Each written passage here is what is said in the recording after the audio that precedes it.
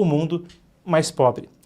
O FMI, o Fundo Monetário Internacional, uma das principais organizações quando a gente fala de concessões de crédito, empréstimos internacionalmente e de previsões, projeções, relatórios globalmente, revisa para baixo a projeção de crescimento global.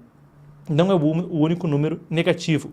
O crescimento deve reduzir em 2025 com as tarifas globais, a guerra de tarifas global, sendo citada como a principal questão. Um cenário no qual a gente pode esperar um mundo com menos prosperidade seguindo mais adiante. Se a gente esperava, depois da Guerra Fria, um mundo de paz, riqueza, prosperidade e conexões comerciais, a reunião de hoje do FMI parece ir num sentido contrário. Hoje, então, houve uma reunião do Fundo Monetário Internacional, a gente deve ter aqui ao meu lado as atas dessa reunião. Temos, então vocês veem aí, e essa é a manchete que veio no press release. Crescimento global esperado para decrescer e que riscos negativos se intensifiquem conforme há grandes mudanças políticas no mundo, conforme essas grandes mudanças políticas se desdobram.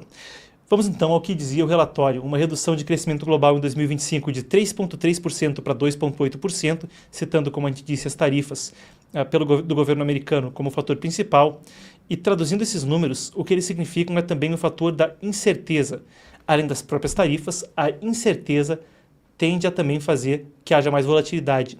Afinal de contas, se há menos segurança naquilo que se investe, se alguém está prestes a investir em algo onde percebe que é um ambiente instável e que há mais riscos envolvidos, o custo desse investimento sobe, o investimento se torna menos desejável. A gente falava de números, vamos aos principais pontos. Crescimento dos Estados Unidos, o principal mercado consumidor do mundo, 2,7%, revisado para crescer só 1,8% e a probabilidade de uma recessão aumentando para 40%. China e México tiveram suas previsões de crescimento reduzidas devido às tensões comerciais. A economia brasileira fica em 2,1% para 2025, influenciado também pela política monetária mais restritiva aqui no Brasil. Tratando da economia brasileira e de outras economias emergentes, tem um fator a mais que não é nada positivo a ser considerado, e a gente tem alguns dados que a gente traz à tona aqui do lado. Essa é uma projeção que vem de uma das organizações da ONU, a para Comércio e Desenvolvimento, um órgão que mexe com a parte de desenvolvimento, e vocês veem aqui ao lado. Isso são as dívidas externas dos países crescendo, chegando a um recorde em 2023, e ainda seguem crescendo, crescendo, crescendo. São as dívidas externas dos países em desenvolvimento, aquilo que eles devem para o exterior. 99% daquilo que se ganha com exportação dos países emergentes já vai para a dívida externa. É o gráfico que vocês veem aqui ao lado. Isso quadruplicou nas últimas 2 décadas, 11,4 trilhões em 2023, como a gente dizia, 99% das receitas de exportação. E o aumento dos pagamentos de juros sobre as dívidas também vai comprimindo e comprimindo os orçamentos desses países. Se a gente fala de pandemia de Covid-19, confrontos geopolíticos, incerteza, tudo isso vai deixando as dívidas mais e mais impagáveis. De acordo mesmo com o Fundo Monetário Internacional, que a gente estava citando no início da reportagem, a dívida global total chegou a aproximadamente 250 trilhões, 237% do PIB global, e isso foi lá atrás ainda em 2023, com aumentos desde então. São 8 pontos percentuais a mais em comparação com os níveis pré-pandemia. A dívida pública, os gastos do governo são o principal contribuinte para esse aumento.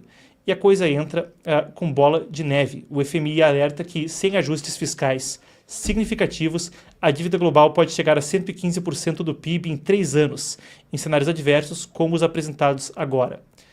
A bola de neve também é tenebrosa. Afinal de contas, sem ajustes fiscais significativos, pode significar também uma cobrança maior de impostos junto de um corte de gastos.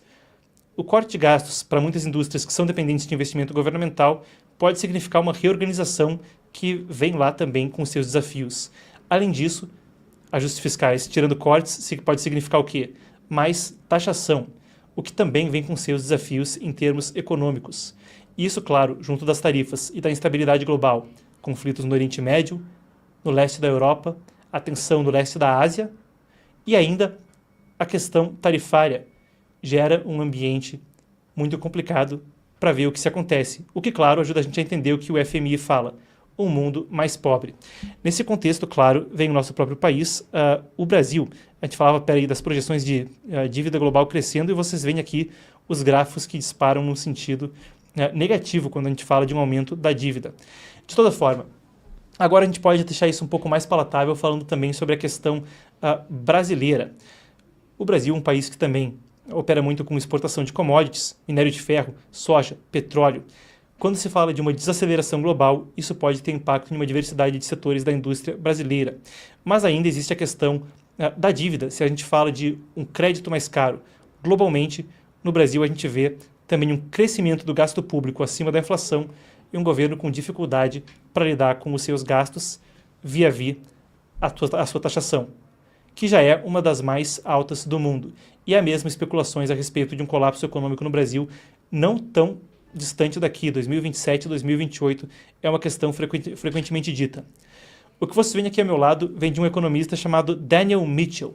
Eu tive a oportunidade de conhecê-lo pessoalmente no Fórum da Liberdade em Porto Alegre, há algumas semanas atrás, quando estive na minha cidade natal, então, para esse encontro que discute liberdade, um encontro entre liberais. Foi um prazer estar lá e a palestra dele foi também muito impactante, onde ele falava que o Brasil não vai bem em termos de gasto. Ele diz que desde 2012 a coisa cresce muito mais rápido que a inflação. Nas palavras dele, dado o rápido e preocupante aumento nos fardos de gastos governamentais, o Brasil obviamente não está em compliance com a regra de ouro da política fiscal.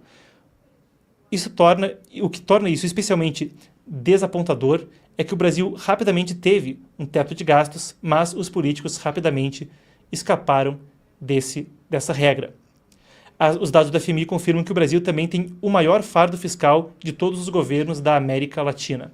É o que diz Daniel Mitchell, conforme essa projeção pode então impactar especialmente o Brasil, que não está numa situação favorável. Isso que vocês veem é então os fardos de gastos governamentais por toda a América Latina. O Brasil é a maior economia, mas ele tem crescido de forma desproporcional também. Ali para o segundo lugar a gente vê Equador, Bolívia, Argentina, Colômbia, El Salvador, Uruguai, Nicarágua, México e daí para diante. Ainda assim, o Brasil fica, mesmo proporcionalmente ao tamanho da sua economia, numa situação muito preocupante. Fica então o registro da projeção do FMI, um mundo mais pobre vindo adiante, e o Brasil numa situação vulnerável em termos de taxação, em termos de política fiscal e em termos de gastos. A gente segue monitorando a situação e é até pertinente a gente no futuro fazer mais cobertura especial, trazendo economistas para discutir o assunto. Fica meu compromisso com vocês, vamos organizar.